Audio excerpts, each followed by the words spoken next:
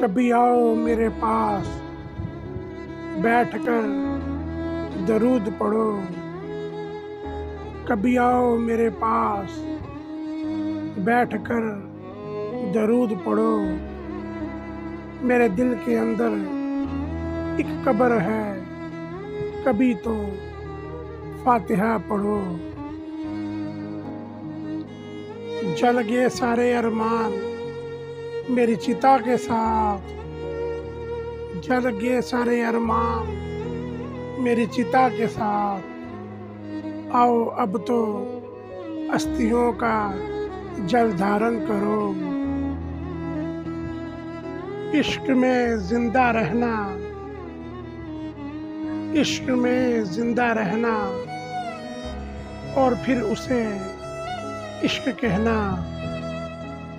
ए अजमल, हमें फिर ऐसे इश्क की ज़रूरत नहीं।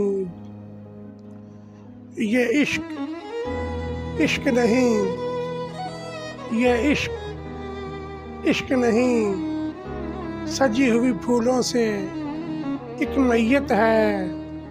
ये इश्क इश्क नहीं, सजी हुई फूलों से एक मैयत है। आओ अब इस मैयत को गुस्ल करो। कभी आओ मेरे पास बैठकर दरूद पढ़ो। कभी आओ मेरे पास बैठकर दरूद पढ़ो। मेरे दिल के अंदर एक कब्र है, कभी तो फातिहा पढ़ो।